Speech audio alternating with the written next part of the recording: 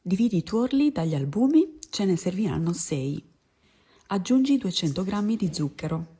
Frulla per 15 minuti. Prendi stampi in carta forno o silicone, della misura che preferisci. Riempili fino a metà.